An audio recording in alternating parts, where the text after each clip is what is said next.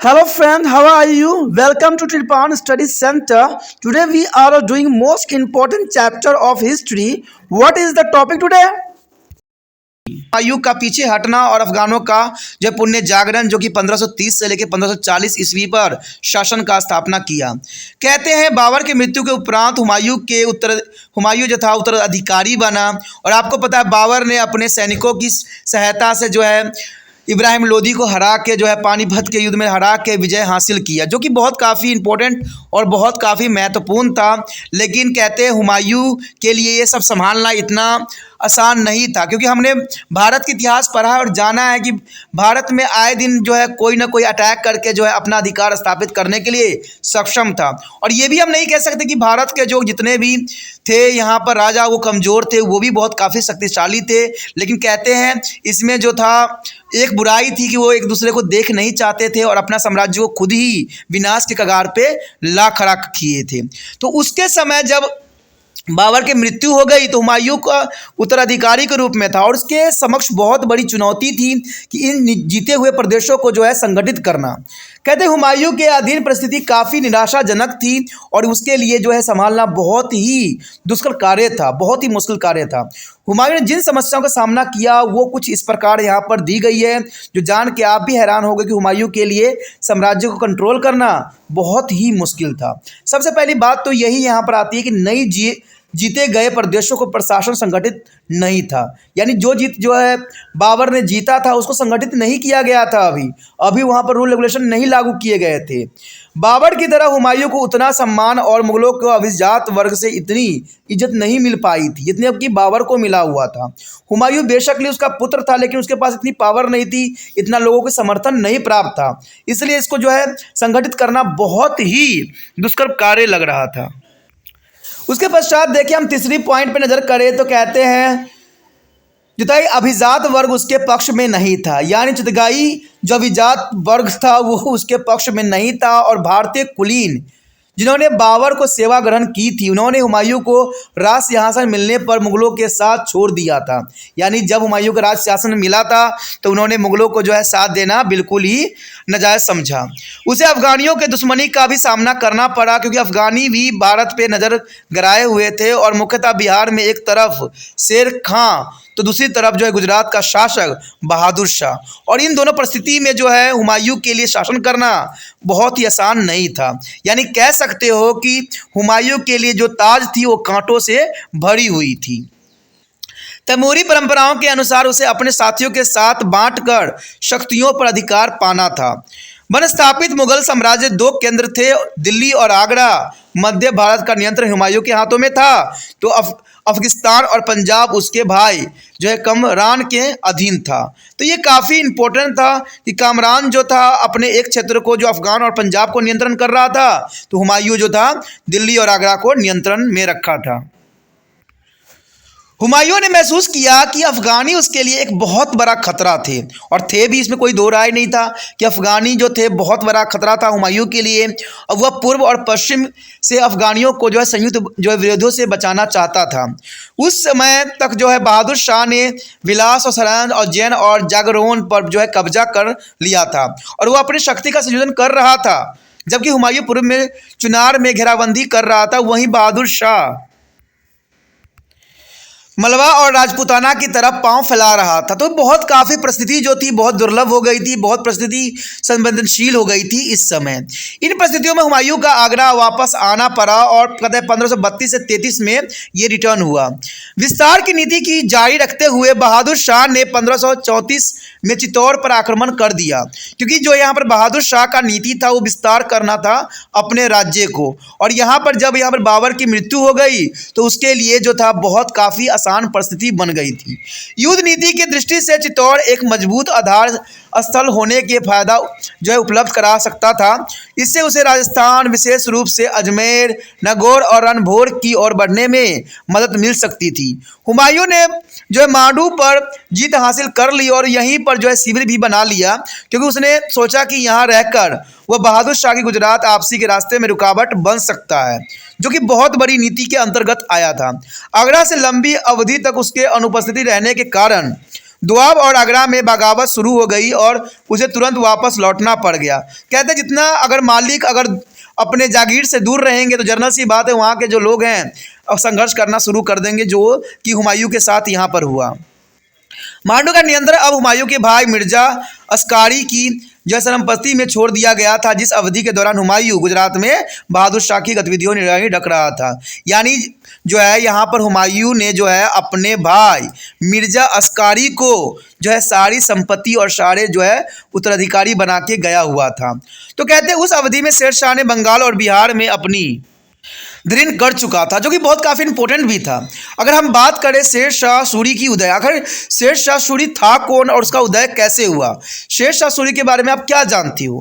कहते हैं अफरीदाबाद में जिसे शेर खां और अंत में उसको शेर शाह कहा जाने लगा था। कहते हैं जौनपुर साम्राज्य के अधीन एक जागीरदार का पुत्र था, यानी शेर शाह सूरी एक जागीरदार का पुत्र मात्र था। उसके पिता हसन खां था, सुर था, यानी हसन खान सुर था। लोधी शासन के अधीन बिहार में सरासराम के जागीरदार था, यानी जब जो है लोधी वंश जो कार्यरत थी जो लोधी वंश का जो है साम्राज्य था, उस समय सिर्फ शेर शाह सूरी के पिता जो था एक सराराम के जागीरदार था सिर्फ, यानी एक क्षेत्र का सिर्फ जागीरदार था। शेर शाह अपने पिता के जागीरों के प्रशासनिक कार्य में उसकी मदद करते थे, यानी देखा जाए तो शेर शाह अपने पिता के हर संभव कोशिश करते थे कार्य करने में। बाद में उसके अपने पिता के संबंध में मतभेद हो गया, यानी पिता और जो है बेटे में लड़ाई हो गया और वह उनके छोड़कर चला गया, यानी शेर शाह वहाँ से चला गया। उसने अफगानी कुलीनों के अधीन सेवा करनी शुरू कर दी और 1524 में उसके पिता की मृत्यु के बाद इब्राहिम लोदी ने उसे उसके पिता की जागीर दे दी। यानी जब 1524 में पिता की मृत्यु हुई तो इब्राहिम लोदी ने उसको जो है उसके पिता के जागीर आपस लौटा दिया शेर शाह को। जहांगीर का कब्जा लेने के लिए उसे अपने परिवार के साथ लड़ाई भी करनी पड़ी, यानी परिवार में भी और व्यक्ति थे जो है शेर शाह से लड़ाई किया। उसने अपने पिता की जागीर को बहुत ही प्रभावी ढंग से व्यवस्थित किया और उसने सैनिक और प्रशासनिक कार्य में बहुत जो है दृढ़ता हासिल कर ली, यानी छोटे से जागीर में उसने जो है बहुत बड़ी जागीर की जो है ज्ञान प्राप्त कर लिया। तो यही बात त्रिपाण सेंटर भी कहता है कि आपने इस छोटे से पॉइंटों को, छोटे से चैप्टरों को आप इतना अच्छे समझो कि इससे जो है आपका जो है माइंड का विस्तार हो और आप हर सक्षम जो है इसे लिखने के लिए कैपेबल हो जाओ, जैसे कि यहाँ पर शेर शाह सूरी ने किया। यानी शेर शाह सूरी की जागीर बहुत बड़ी नहीं थी, लेकिन फिर भी उसने ऐसा कार्य कुशलता दिखाई कि उस क्षेत्र में जो है काफ़ी समृद्धि आ गई। उसकी योग्यता ने उसे अफगानों का नेता बना दिया। देखिए कहते हैं किसी व्यक्ति की अगर योग्यता अच्छी हो, चाहे वो कोई भी वंश का हो, किसी भी जाति का हो, वो जो है हमेशा नेता ही कहलाता है, क्योंकि योग्यता जो है बहुत काफ़ी इंपॉर्टेंट रखता है और ये जो है कार्यकुशलता की योग्यता आपको समझने और पढ़ा लिखा होने से ही आपके अंदर विकसित होगी। कहते हैं धीरे धीरे उसका प्रभाव बढ़ता गया और बंगाल के जो है महमूद शाह को हरा दिया। अब कहते हैं जब ये अपने क्षेत्र में पावरफुल बन गया तो इसकी जो महत्वाकांक्षा दूसरे राज्यों पर भी नज़र चली गई और इसका सबसे बड़ा उदाहरण प्रस्तुत तब हुआ जब बंगाल के महमूद शाह को उसने हराकर वहाँ पर राज्य की स्थापना किया। पूर्वी प्रदेशों में बहुत ही शक्तिशाली सैनिक कमांडर बनकर उभरा, यानी पूर्वी प्रदेश में देखा जाए तो बहुत बड़ा विशाल शक्तिशाली कमांडर बन गया वो। कहते हैं कमांडर बन गया और शेर शाह बिहार में अपनी स्थिति मजबूत करने का प्रयास करता रहा। उसे बिहार में कई प्रमुख अफगानी अभिजातों और बंगाल के शासक से अनेक लड़ाई लड़नी पड़ी और अंत में वह पूर्वी भारत में खुद को अत्यंत शक्तिशाली अफगानी प्रमुख के रूप में स्थापित करने में सफल हुआ।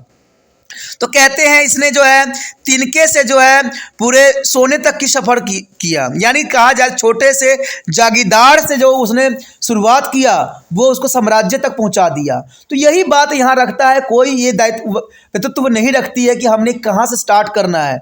अगर करना है तो कहीं से स्टार्ट तो करना ही पड़ेगा और यही शेर शाह सूरी ने किया।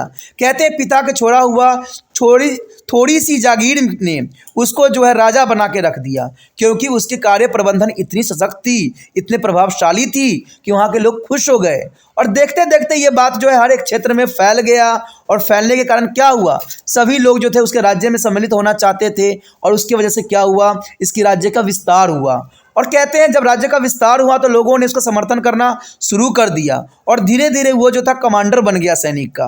और जब कमांडर बन गया तो वो जो है अपनी योग्यता का परिचय जो है बिहार क्षेत्र में दे के वहाँ के राज्य को जो है अपने अधिकार में कर लिया। तो ये जो था शेरशाह सूरी की बहुत महत्वपूर्ण विजय थी, जो कि बहुत जरूरी भी था।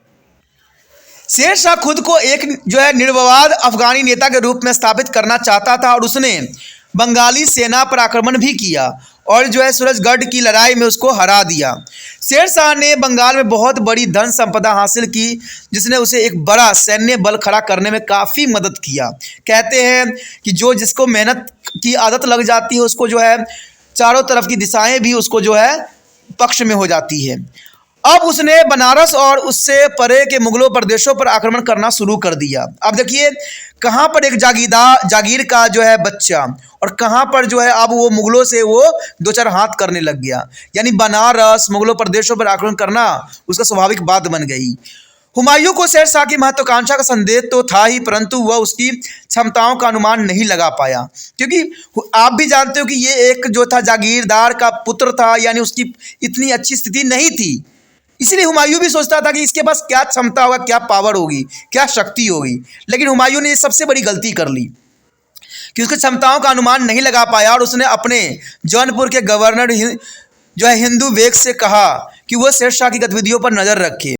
इस बीच शेरशाह ने 1538 ईस्वी में बंगाल की राजधानी गौर पर जो है जीत हासिल कर ली और जब हुमायूं बंगाल की तरफ बढ़ रहा था तो शेरशाह ने आगरा के मार्ग पर नियंत्रण कर लिया और हुमायूं के लिए संचार संबंधी कार्यों में बाधा उत्पन्न कर दिया। दूसरी तरफ हुमायूं के भाई हिंदल मिर्जा ने खुद को स्वतंत्र घोषित कर लिया, यानी अपनों ने भी इसको जो है हुमायूं को धोखा दिया। अब हुमायूं ने जो है चुनार वापस लौटने का फैसला कर लिया, जैसे उसकी सेना के लिए जो सरदर्द की पूर्ति करनी थी, यानी रसदर्द की पूर्ति करना जरूरी था। जब वो चौसा पहुंचा तो 1539 तो उसने कमनासा नदी के पश्चिमी किनारों पर शिविर बनाया। शेरशाह ने नदी के किनारे जाकर हुमायूं पर आक्रमण करके उसे हरा दिया। यानी देखा जाए तो शेरशाह ने नदी के किनारे जाकर हुमायूं पर आक्रमण करके उसे हरा दिया और शेरशाह ने खुद को स्वतंत्र राजा घोषित कर दिया। हुमायूं बच सकता था, परंतु उसकी अधिकांश सेना नष्ट हो चुकी थी और वह बहुत मुश्किल से वह आगरा पहुंच पाया। उसका भाई कमरान जो था आगरा से निकलकर लाहौर की तरफ बढ़ गया था और हुमायूं बहुत थोड़ी सी सेना के साथ अकेला रह गया था। अब शेरशाह भी आगरा की तरफ बढ़ने लगा और हुमायूं भी अपनी सेना को लेकर आगे बढ़ने लगा।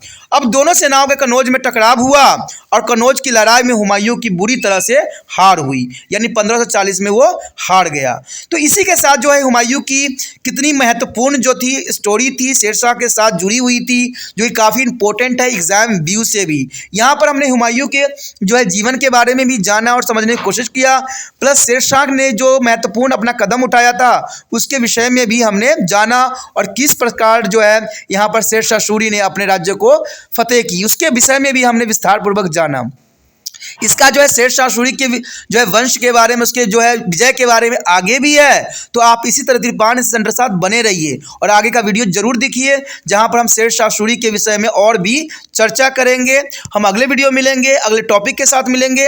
अपना ध्यान रखना और ध्यान ये भी रखना है कि जितना हो सके इस वीडियो को दूसरे बच्चे तक पहुँचाने में आपने त्रिपान सेंटर का हेल्प करना है।